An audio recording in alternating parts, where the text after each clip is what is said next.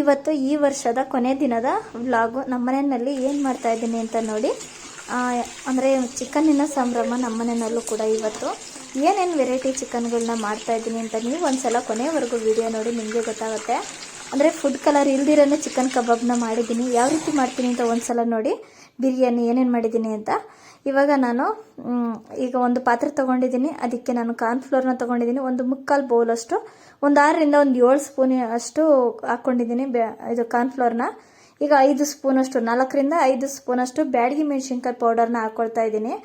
ಅಂದರೆ ಖಾರದ ಪುಡಿ, ಖಾರಕ್ಕೆ ನಾನು ಕಲ್ಲರ್ಗೋಸ್ಕರ ನಾನು ಬ್ಯಾಡಗಿ ಮೆಣಸಿನ್ಕಾಯಿ ಪುಡಿನೇ ಹಾಕ್ಕೊಂಡಿರೋದು. ನಾನು ಯಾವುದೇ ರೀತಿಯ ಫುಡ್ ಕಲರ್ ಕೂಡ ಹಾಕ್ಕೊಂಡಿಲ್ಲ. ನೀವು ಅದೇ ರೀತಿಯಾಗಿ ಮಾಡ್ಕೊಳ್ಳಿ. ಇವಾಗ ನಾನು 2 ಮೊಟ್ಟೆನ ಹೊಡೆದುಕೊಂಡು ಸೇರಿಸ್ಕೊಳ್ತಾ ಇದ್ದೀನಿ. ನೀವು ಕಲ್ಲರ್ಗೆ ನೋಡಿಕೊಂಡು ಹಾಕ್ಕೊಳ್ಳಿ. ಕಲ್ಲರು ಅಂದರೆ ಖಾರಕ್ಕೆ ತಕ್ಕಂತೆ ಇನ್ನೂ 2 ಸ್ಪೂನ್ ಬೇಕಿದ್ರೆ ಹಾಕ್ಕೊಳ್ಬೋದು. ನಾವು ಸ್ವಲ್ಪ ಖಾರ ಮೀಡಿಯಮ್ ಆಗಿ ತಿನ್ನೋದ್ರಿಂದ ನಾನು ಸ್ವಲ್ಪ ಅಷ್ಟೇ ಹಾಕ್ಕೊಂಡಿರೋದು. ನಿಮ್ಗೆ ಇನ್ನೂ ಖಾರ ಬೇಕು ಅನ್ನೋರು ಇನ್ನೂ 1-2 ಸ್ಪೂನ್ ಅಷ್ಟು ಹಾಕ್ಕೊಳ್ಳಿ. ಇಲ್ಲಾಂದ್ರೆ ಅದ್ರ ಜೊತೆಗೆ ಸ್ವಲ್ಪ ಖಾರದ ಪುಡಿನೂ ಕೂಡ ಹಾಕ್ಕೊಂಡು ಮಾಡ್ಕೊಳ್ಬೋದಾಗುತ್ತೆ. ಜೊತೆಗೆ ನಾನು 1 ಸ್ಪೂನಷ್ಟು ಧನಿಯಾ ಪೌಡರ್ನ ಹಾಕ್ಕೊಳ್ತಾ ಇದ್ದೀನಿ. ಅರ್ಧ ಸ್ಪೂನಷ್ಟು ಗರಂ ಮಸಾಲ ಪೌಡರ್ನ ಹಾಕ್ಕೊಳ್ತಾ ಇದ್ದೀನಿ. ನಾನು ತೋರಿಸ್ತಾ ಇರೋದು ಇಷ್ಟು ಮೆಜರ್ಮೆಂಟ್ ಅಂದರೆ 1 kg ಚಿಕನ್ಗೆ ಇಷ್ಟು ಮೆಜರ್ಮೆಂಟ್ ಹಾಕ್ಕೊಳ್ತಾ ಇದ್ದೀನಿ. ನೀವು ಬೇಕಿದ್ರೆ ಇನ್ನೂ ಸ್ವಲ್ಪ ಖಾರ ಜಾಸ್ತಿ ಮಾಡ್ಕೊಳ್ಳಿ. ನಾನು ಮನೆಯಲ್ಲೇ ಮಾಡ್ಕೊಂಡಿರುವಂಥ ಶುಂಠಿ ಬೆಳ್ಳುಳ್ಳಿ ಪೇಸ್ಟನ್ನು ಹಾಕ್ಕೊಳ್ತಾ ಇದ್ದೀನಿ. 2 ಸ್ಪೂನಷ್ಟು, ಅಂದರೆ ಫ್ರೆಶ್ ಮಾಡಿಕೊಂಡು ಅವಾಗೇ ಮಾಡ್ಕೊಂಡು ಹಾಕೋದ್ರಿಂದ ತುಂಬ ಸ್ಮೆಲ್ಲು, ಅಂದರೆ ಘಮ ಘಮ ಅಂತ ಚೆನ್ನಾಗಿರುತ್ತೆ. ಟೇಸ್ಟು ಕೂಡ ಅಷ್ಟೇ ಚೆನ್ನಾಗಿರುತ್ತೆ. ಈಗ ಅಷ್ಟನ್ನು ಹಾಕ್ಕೊಂಡು ಈಗ ಚೆನ್ನಾಗಿ ಸ್ವಲ್ಪ ಉಪ್ಪು ಹಾಕ್ಕೊಬೇಕು. ರುಚಿಗೆ ತಕ್ಕಷ್ಟು ಉಪ್ಪು ಎಷ್ಟು ಹಾಕ್ಕೊಳ್ಬೇಕು ಅಂತಂದರೆ ನೋಡಿಕೊಂಡು ನಿಮಗೆ ಎಷ್ಟು ಬೇಕಷ್ಟು ಹಾಕ್ಕೊಳ್ಳಿ. ಮಿನಿಮಮ್ ಏನಿಲ್ಲ ಅಂದರೆ 1 ಸ್ಪೂನಷ್ಟು ಬೇಕಾಗುತ್ತೆ. ಏನು ಜಾಸ್ತಿ ಏನು ಬೇಡ, ಮೀಡಿಯಮ್ ಆಗಿ ಹಾಕ್ಕೊಳ್ಳಿ. ಕರೆಕ್ಟಾಗಿದೆ. ಇಷ್ಟು ಹಾಕ್ಕೊಂಡಿರೋ ಉಪ್ಪು ನಾನು 1 ಸ್ಪೂನಷ್ಟು ಮಾತ್ರ ಹಾಕ್ಕೊಳ್ಳಿ. ಇಷ್ಟು ಹಾಕ್ಕೊಂಡು ಚೆನ್ನಾಗಿ ಮಿಕ್ಸ್ ಮಾಡಬೇಕಾಗತ್ತೆ. ಅಂದರೆ ನೀಟಾಗಿ ಮಿಕ್ಸ್ ಮಾಡಬೇಕು. ನೀರೆಲ್ಲ ಏನು ಹಾಕೋ ಅವಶ್ಯಕತೆ ಏನಿಲ್ಲ. ಮೊಟ್ಟೆನೇ ಸಾಕಾಗುತ್ತೆ. ಇಷ್ಟು ಗಟ್ಟಿ ತಿಕ್ನೆಸ್ ಇರಲೇಬೇಕು. ಚಿಕನ್ ಎಲ್ಲ ನೀರು ಬಿಟ್ಕೊಳ್ಳುತ್ತಲ್ಲ ಚಿಕನ್ ಹಾಕಿದ್ಮೇಲೆ, ಅಲ್ಲಿಗೆ ಅದೇ ಸರಿ ಹೋಗುತ್ತೆ. ಏನು ಹಾಕೋದೇನು ಬೇಡ, ನೀರೆಲ್ಲ ಹಾಕೋದು ಬೇಡ. ಇನ್ನೂ 1 ಮೊಟ್ಟೆನೂ ಕೂಡ ಹಾಕೋದೇನು ಬೇಡ. 2 ಮೊಟ್ಟೆನೇ ಅಷ್ಟೇ ಸಾಕಾಗುತ್ತೆ. ಇಷ್ಟನ್ನು ಹಾಕೊಂಡು ಚೆನ್ನಾಗಿ ಮಿಕ್ಸ್ ಮಾಡಬೇಕು. ನೋಡ್ತಾ ಇದ್ರಲ್ಲ, ಇಷ್ಟು ತಿಕ್ನೆಸ್ ಇರಲೇಬೇಕಾಗತ್ತೆ. ಇನ್ನು ಏನೇನು ಇಂಗ್ರೀಡಿಯೆಂಟ್ಸ್ನ ಸೇರಿಸ್ತೀನಿ ಅಂತ ಒಂದ್ಸಲ ನೋಡ್ಕೊಳ್ಳಿ ನೀವೇನೆ. ಇವಾಗ ನಾನು ಚಿಕನ್ನ ಸೇರಿಸ್ಕೊಳ್ತೀನಿ ಇದ್ರೊಳಗಡೆ. ಏನಪ್ಪ ಅಂತಂದರೆ ನೀರೆಲ್ಲ ಸೋರಿಸ್ಬಿಟ್ಟು ಹಾಕ್ಕೊಳ್ಬೇಕಾಗತ್ತೆ. ನೀರನ್ನ ನೀಟಾಗಿ ಸೋರಿಸ್ಬಿಟ್ಟು ಹಾಕ್ಕೊಬೇಕು. ನೋಡಿಕೊಂಡು ನಿಧಾನವಾಗಿ ನೀರೆಲ್ಲ ನೀಟಾಗಿ ಸೋರಿಸ್ಕೊಂಡು ಫುಲ್ಲು ಚಿಕನ್ನ ಹಾಕ್ಕೊಂಡಿದ್ದೀನಿ. ಚಿಕನ್ನ ಏನಿದ್ರು ನಾನು ಅರಿಶಿನ ಹಾಕ್ಕೊಂಡು ನೀಟಾಗಿ ತೊಳ್ಕೊಂಡಿದ್ದೀನಿ. ನೀವು ಕೂಡ ಅದೇ ರೀತಿ ತೊಳ್ಕೊಳ್ಳಿ. ಅಂದರೆ ಸ್ಮೆಲ್ಲೆಲ್ಲ ಇರಲ್ಲ ಅರಿಶಿನ ಹಾಕ್ಕೊಂಡು ತೊಳೆಯೋದ್ರಿಂದ.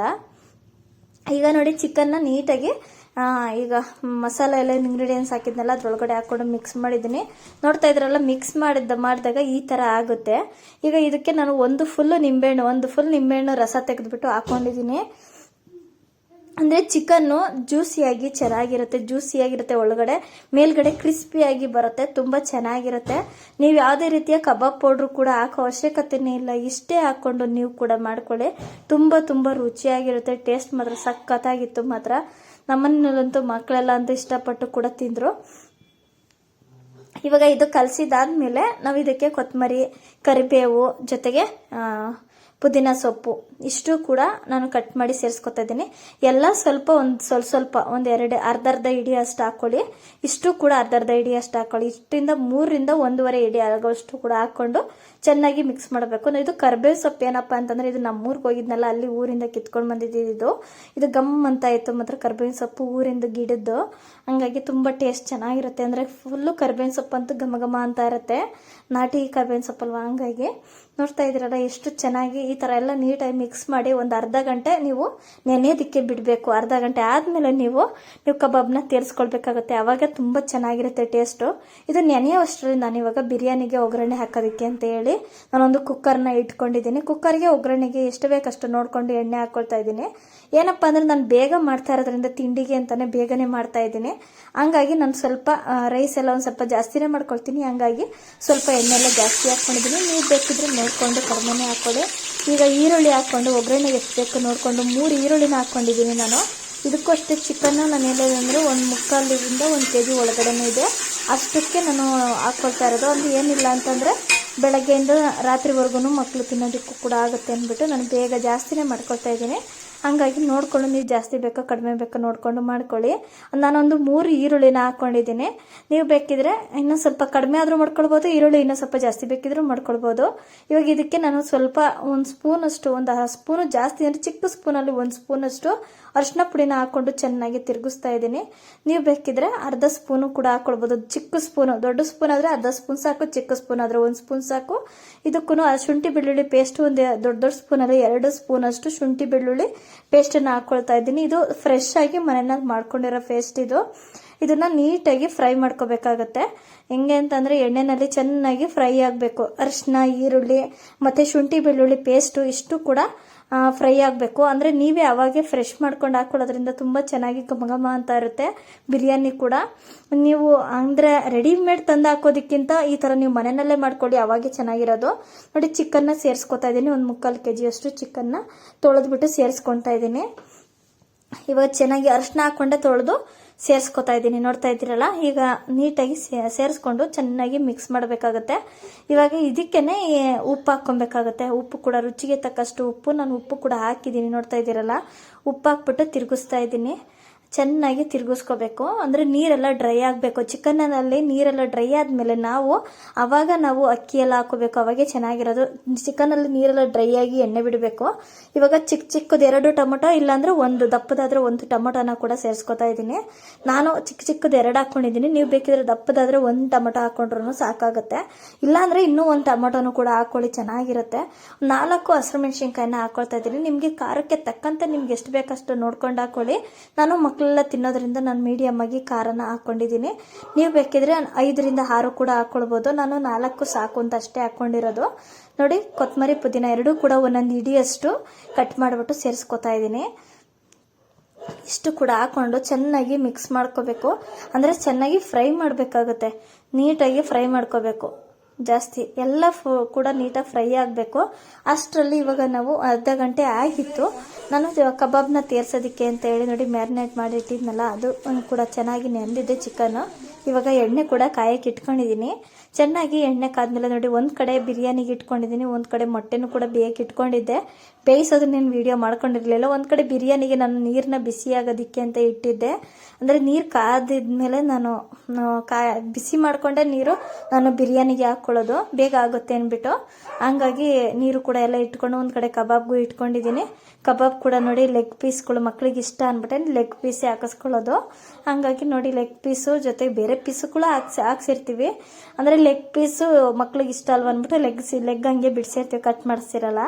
ನೋಡ್ತಾ ಇದ್ದೀರಲ್ಲ, ಈ ರೀತಿಯಾಗಿ ಫುಲ್ಲು ಹಾಕ್ಕೊಂಡು ಇವಾಗ ನಾನು ತೇಲಿಸ್ತೀನಿ. ಸ್ವಲ್ಪನೂ ಕೂಡ ಕದ್ರೋಗೋದಾಗಿರಲಿ ಏನೂ ಆಗಲ್ಲ, ಮಿಕ್ಸ್ ಆಗೋದು ಆ ಥರ ಎಲ್ಲ ಏನೇನೂ ಆಗಲ್ಲ. ನೀಟಾಗಿ ಈ ಥರ ನಾನು ಮಾಡಿದ್ದೀನಲ್ಲ, ಈ ಥರ ನೀವು ಮಾಡಿಕೊಂಡ್ರೆ ತುಂಬ ಚೆನ್ನಾಗಿರುತ್ತೆ. ನೋಡ್ತಾ ಇದ್ದೀರಲ್ಲ, ಈಗ ನೀಟಾಗಿ ಹಿಂಗೆ ಫ್ರೈ ಮಾಡಿಕೊಂಡು ನಿಧಾನವಾಗಿ ತಿರುಗಿಸ್ಕೋಬೇಕು. ನೋಡಿ ಕರೆಕ್ಟಾಗಿ, ಅಂದರೆ ನೋಡ್ತಾ ಇದ್ದೀರಲ್ಲ, ಒಂದು ಸ್ವಲ್ಪನೂ ಕೂಡ ಕದ್ರೋಗ್ತಾ ಇಲ್ಲ. ಕಲರು ಕೂಡ ತುಂಬ ಚೆನ್ನಾಗಿ ಬಂದಿತ್ತು. ಯಾವುದೇ ಫುಡ್ ಕಲರ್ ಹಾಕದಿರನೇ ನೀವು ಚಿಕನ್ ಕಬಾಬ್ನ ತುಂಬ ರುಚಿಯಾಗಿ ಮಾಡಿಕೊಂಡು ತಿನ್ಬೋದು. ಮನೆಯಲ್ಲೂ ಕೂಡ ಮಕ್ಕಳಿಗೂ ಕೂಡ ಅಷ್ಟೇ ರುಚಿಯಾಗಿರುತ್ತೆ, ಇಷ್ಟಪಟ್ಟು ಕೂಡ ತಿಂತಾರೆ. ಅವ್ರಿಗೂ ಕೂಡ ಇದೇ ಥರ ಮಾಡ್ಕೊಳ್ಳಿ, ತುಂಬ ಚೆನ್ನಾಗಿರುತ್ತೆ. ಅಂದರೆ ಹೊರಗಡೆ ಕಬಾಬ್ ಪೌಡ್ರ್ ತಂದು ಮಾಡೋದಕ್ಕಿಂತ ಈ ಥರ ಮಾಡ್ಕೊಳ್ಬೋದು, ಆರಾಮಾಗಿ ಈಸಿ ಇರುತ್ತೆ. ನೋಡ್ತಾ ಇದ್ರಲ್ಲ, ಇವಾಗ ಈ ಕಡೆ ಬಿರಿಯಾನಿಗೂ ಕೂಡ ಇಟ್ಟಿದ್ದೀನಿ, ಈ ಕಡೆ ಬಿರಿಯಾನಿಗೂ ಕೂಡ ಕುದೀತಾ ಇದೆ, ಬೇಯ್ತಾ ಇದೆ ಚಿಕನ್. ನೋಡ್ತಾ ಇದ್ರಲ್ಲ ನೋಡಿ, ಈಗ ಸೊಪ್ಪು ಮತ್ತು ಹಸಿರು ಮೆಣಸಿನ್ಕಾಯಿ ಇದೆಲ್ಲ ಚೆನ್ನಾಗಿ ಫ್ರೈ ಆಗಬೇಕು. ಇನ್ನು ನೋಡಿ ನೀರಿನ ಅಂಶ ಇದೆ ಚಿಕನ್ನಲ್ಲಿ,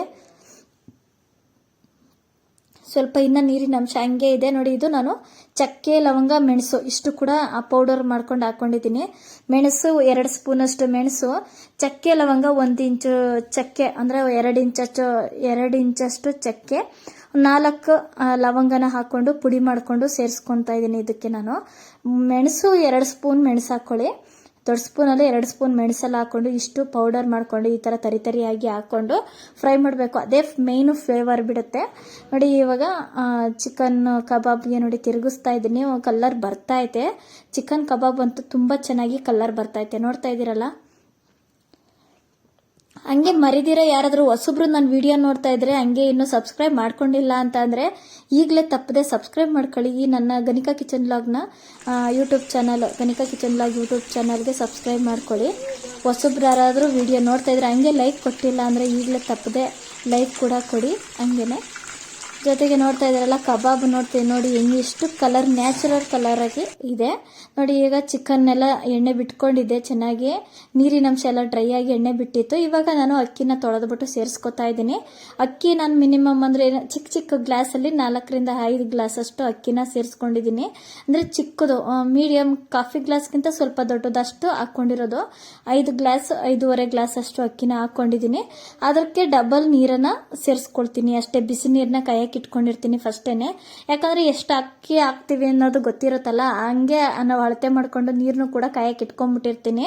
ಈಸಿ ಆಗುತ್ತೆ ಬಿರಿಯಾನಿ ಮಾಡೋವಾಗ. ನೀರು ಫಸ್ಟೇ ಅಳತೆ ಮಾಡೇ ನಾವು ನೀರು ಕಾಯಕ್ಕೆ ಇಟ್ಕೊಂಡ್ಬಿಟ್ರೆ ಅದೇ ಬಿಸಿ ನೀರನ್ನ ಹಂಗೆ ತೆಗೆದು ಇದ್ರಲ್ಲಿ ಹಾಕೊಳ್ಬೋದು. ಹೊಸಬ್ರು ಯಾರಾದ್ರೂ ಅಂದರೆ ಫಸ್ಟ್ ಟೈಮು ಬಿರಿಯಾನಿ ಮಾಡೋರು ಕೂಡ ಆರಾಮಾಗಿ ಮಾಡ್ಕೊಳ್ಬೋದು. ಬಿರಿಯಾನಿ ಅಂತೂ ತುಂಬ ಈಸಿ ಕೂಡ. ಈಸಿ ಮೆಥಡಲ್ಲೇ ತೋರಿಸ್ಕೊಡ್ತಾ ಇದ್ದೀನಿ, ನೋಡ್ತಾ ಇದ್ದೀರಲ್ಲ ನೀವೇನೆ, ಬೇಗ ಮಾಡ್ಕೊಳ್ಬೋದು. ಇಷ್ಟೇ. ಈಗ ನೀರು ಹಾಕಿದ ತಕ್ಷಣ ನೀರು ಸ್ವಲ್ಪ ಕುದಿ ಬಂದ ಮೇಲೆ ನಾವು ಕ್ಯಾಪ್ನ ಕ್ಲೋಸ್ ಮಾಡಬೇಕಾಗತ್ತೆ ನೋಡಿ. ಅಷ್ಟರಲ್ಲಿ ನೋಡಿ ಹಿಂಗೆ ಇಲ್ಲಾಲೆ ಕಬಾಬು ಕೂಡ ರೆಡಿ ಆಗ್ತೈತೆ, ನೋಡ್ತಾ ಇದ್ದೀರಲ್ಲ ನೀವೇನೆ. ಕಬಾಬ್ನ ಕೂಡ ಇವಾಗ ತೆಗಿಬೋದು ನೋಡಿ. ಇಷ್ಟೇ ಕಬಾಬ್ ಕೂಡ ಬೆಂದಿತ್ತು. ಅಷ್ಟರಲ್ಲಿ ಎರಡೂ ಕಡೆನೂ ಕೂಡ ಒಂದೊಂದನ್ನು ಕೂಡ ಹಂಗೆ ಮಾಡ್ಕೊಳ್ತಾ ಇದ್ದೀನಿ. ನಾನು ಮೊಟ್ಟೆ ಬೇಯಿಸೋದು ವಿಡಿಯೋನು ಏನು ಮಾಡೋಕೆ ಹೋಗಿರಲಿಲ್ಲ. ಮೊಟ್ಟೆನೂ ಕೂಡ ಅಲ್ಲೇ ಆಲ್ರೆಡಿ ಆ ಕಡೆ ತೋರಿಸೋದ್ನಲ್ಲ, ಆವಾಗಲೇ ಕೂಡ ಮೊಟ್ಟೆನೂ ಕೂಡ ಬೇಯ್ತಾ ಇತ್ತು ಅಲ್ಲೇ.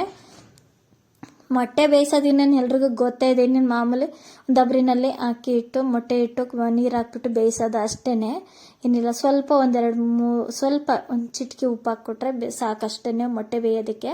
ನೋಡ್ತಾ ಇದ್ರಲ್ಲ ಕಬಾಬ್ ಲೆಗ್ ಪೀಸ್ಗಳೆಲ್ಲ ಕರೆಕ್ಟಾಗಿ ಚೆನ್ನಾಗಿ ಒಳಗಡೆನೂ ಕೂಡ ಜ್ಯೂಸಿಯಾಗಿ ಮೇಲ್ಗಡೆ ಎಲ್ಲ ಕ್ರಿಸ್ಪಿಯಾಗಿ ಬೆಂದಿತ್ತು. ಮಾತ್ರ ತುಂಬ ಚೆನ್ನಾಗಿತ್ತು. ಟೇಸ್ಟ್ ಅಂತೂ ಮಕ್ಕಳಂತೂ ಇಷ್ಟಪಟ್ಟು ತಿಂದರು ನೋಡಿ. ಈಗ ನೀರು ಕೂಡ ಕುದೀತಾ ಇದೆ ಬಿರಿಯಾನಿದು. ಇವಾಗ ಕುದಿ ಹತ್ತಿದೆಯಲ್ಲ ನೋಡಿ, ಹಿಂಗೆ ಕುದಿ ಹತ್ತಿದ ಮೇಲೆ ನಾವು ಲಿಡ್ನ ಕ್ಲೋಸ್ ಮಾಡಿದ್ರೆ ನೀಟಾಗಿ ಒಂದೇ ಒಂದು ವಿಷಲ್ ಕೂಗ್ಸಿದ್ರೆ ಅಷ್ಟೇ ಸಾಕಾಗುತ್ತೆ.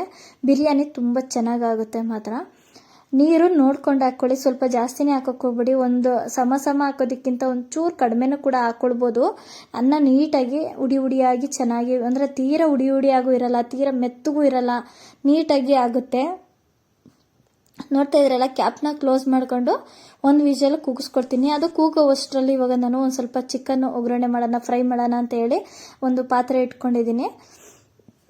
ಚಿಕ್ಕದು ಒಂದು ಸ್ವಲ್ಪನೇ ಗ್ರೇವಿ ಮಾಡೋದು ನಾನು, ಹಂಗಾಗಿ ಅದಕ್ಕೆ ಒಂದು 4 ರಿಂದ 5 ಪೀಸ್ ಅಷ್ಟೇ ಹಾಕ್ಕೊಂಡಿರೋದು ನಾನು.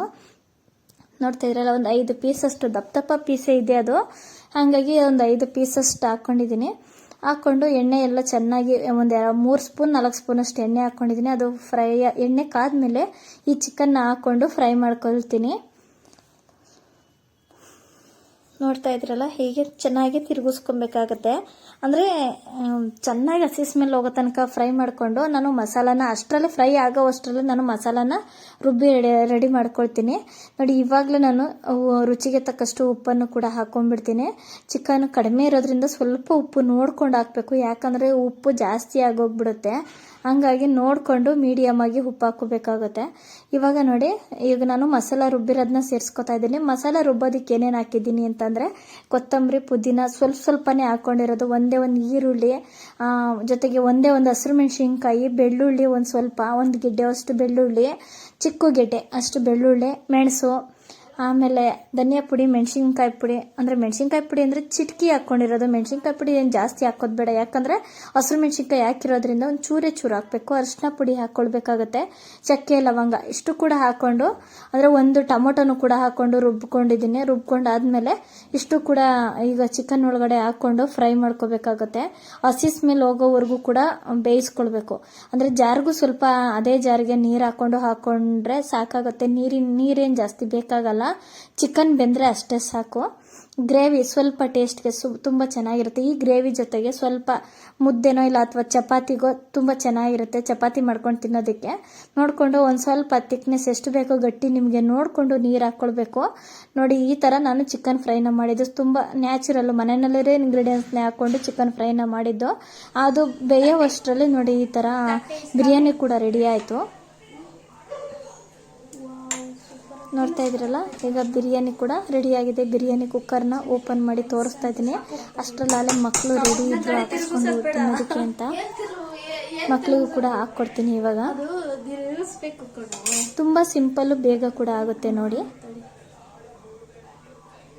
ರೈಸ್ನ ಹತ್ರದಿಂದ ತೋರಿಸ್ತೀನಿ. ಇಷ್ಟು ಜನ ಗೊಜ್ಕೊಂಡಿದ್ದು. ಇನ್ನೆಷ್ಟು ಗೊಜ್ಜು ಮಾಡೋಣ ಹೇಳು. ನಾನೇನೊಬ್ಬ ಇದು ತಪ್ಪಲೆ ಪುಟ್ಟಿ ಮಾಡ್ತೀನಿ ಅನ್ಕೊಂಡು.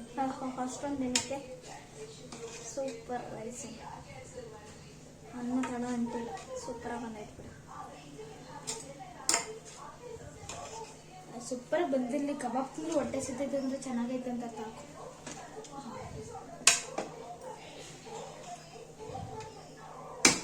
ಕಬಾಬ್ ಹೆಂಗಿತ್ತು?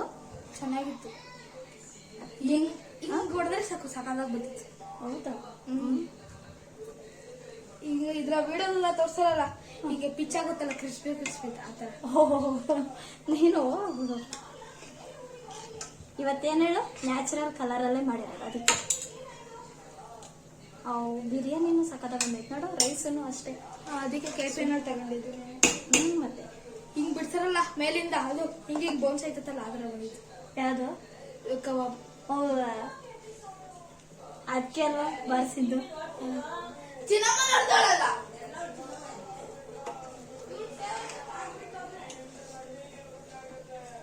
ಅವಳು ತಿನ್ಲು, ಅವಳು ಅಳ್ಟ್ಲು. ಬಾರೋ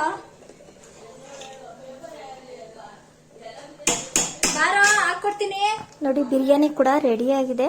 ಇವಾಗ ಮಕ್ಕಳಿಗೆ ಹಾಕೊಡ್ತಾ ಇದ್ದೀನಿ. ಮಕ್ಕಳು ಕೂಡ ಹಾಕಿಸ್ಕೊಂಡು ಹೋಗಿ ತಿಂತಾರೆ. ತುಂಬ ಇಷ್ಟಪಟ್ಟು ತಿಂತಾ ಇದ್ದಾರೆ ಮಾತ್ರ ಇವತ್ತಂತೂ.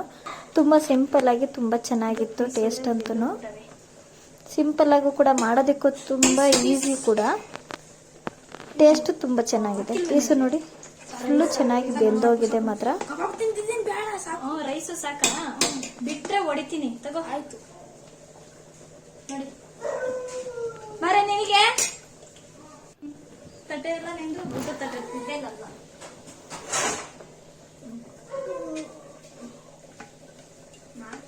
ನನ್ ಬರ್ತಡೆಗೆ ಯಾವ್ದು ಹಾಕೊಳ್ಳಿ?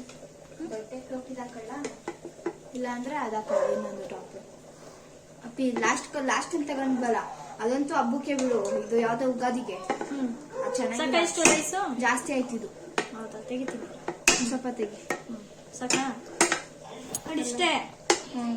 ತಗೊಂಡು ಪೀಸು ಎರಡೇ ಹಾಕಿರೋದು. ಬೇಡ ಇನ್ನೊಂದು ಎರಡೇ ಕಣೆ ನೋಡಿ. ಇಲ್ಲಿ ಇದನ್ನ ಎತ್ಕೋ. ಎರಡೇ ಚಿನ್ನಮ್ಮ. ನಾನು ಬಿರಿಯಾನಿ ಪೀಸ್ ತಿನ್ನಲ್ಲ ಅಂತ ನಿಂಗೂ ಗೊತ್ತು ನೋಡಿ. ಸಾಕು ನಡಿ ಹಂಗಾರೆ. ನಡಿ, ಅನ್ನ ನೋಡಿ ಚೆನ್ನಾಗೈತಿ ನೋಡಿ. ಇಲ್ಲಿಗೆ ನಾನು ಬಿರಿಯಾನಿ ಮಾಡಿದ್ದು, ಮಕ್ಳಿಗೂ ಹಾಕೊಟ್ಟಿದ್ದು ಎಲ್ಲ ಆಯಿತು. ಅದಾದಮೇಲೆ ನೋಡಿ ಮೊಟ್ಟೆ ಕೂಡ ಬೇಯಿಸಿದ್ದೆ. ಚಿಕನ್ ಫ್ರೈ ಕೂಡ ರೆಡಿಯಾಗಿತ್ತು. ಇನ್ನೇನು ಫ್ರೈ ಮಾಡಿದ್ದೇನೆ. ಲಾಸ್ಟ್ ಎಂಡ್ ಹೆಂಗಾಗಿತ್ತು ಅಂತೇನು ತೋರಿಸ್ಲಿಲ್ಲ ನೋಡಿ. ಒಂದೇ ಸಲ ಡೈರೆಕ್ಟು ಬೌಲಲ್ಲಿ ಹಾಕಿ ಇಟ್ಟಿದ್ದೀನಿ. ಮೊಟ್ಟೆ ಒಂದು ಮೊಟ್ಟೆ ನೋಡಿ ಬಿಡ್ಸಕ್ಕೆ ಬರಲಿಲ್ಲ, ಈ ಥರ ಆಗೋಯ್ತು. ಆದರೂ ಒಂದೊಂದು ಮೊಟ್ಟೆಗಳು ಈ ಥರ ಆಗೋಗುತ್ತೆ, ಬಿಡ್ಸೋಕ್ಕೆ ಬರೋದೇ ಇಲ್ಲ ನೋಡಿ. ಕಬಾಬ್ ಕಲರ್ ಅಂತೂ ತುಂಬ ಚೆನ್ನಾಗಿದೆ, ನ್ಯಾಚುರಲ್ ಕಲರ್, ಅದಕ್ಕೋಸ್ಕರ ತುಂಬ ಚೆನ್ನಾಗಿದೆ ಟೇಸ್ಟು ನೋಡಿ. ಮೊಟ್ಟೆ, ಚಿಕನ್ ಬಿರಿಯಾನಿ, ಚಿಕನ್ ಫ್ರೈ, ಮೊಟ್ಟೆ ಮತ್ತು ಚಿಕನ್ ಕಬಾಬ್ ಇಷ್ಟು ಕೂಡ ರೆಡಿ ಆಯಿತು. ಹಂಗೆ ಹೊಸೊಬ್ರು ಯಾರಾದರೂ ನನ್ನ ವಿಡಿಯೋ ನೋಡ್ತಾ ಇದ್ದರೆ ಇನ್ನೂ ಸಬ್ಸ್ಕ್ರೈಬ್ ಮಾಡ್ಕೊಂಡಿಲ್ಲ ಅಂತ ಅಂದರೆ ಈಗಲೇ ತಪ್ಪದೆ ಸಬ್ಸ್ಕ್ರೈಬ್ ಮಾಡ್ಕೊಳ್ಳಿ. ಹಾಗೆ ಲೈಕ್ ಕೂಡ ಕೊಡಿ, ಅಂದರೆ ನನ್ನ ಅದೇ ಯೂಟ್ಯೂಬ್ ಚಾನಲ್ಗೆ ಸಬ್ಸ್ಕ್ರೈಬ್ ಮಾಡ್ಕೊಳ್ಳಿ. ಎಲ್ರಿಗೂ ನಮಸ್ಕಾರ. ನಾನು ಮುಂದಿನ ವಿಡಿಯೋದಲ್ಲಿ ಸಿಗ್ತೀನಿ.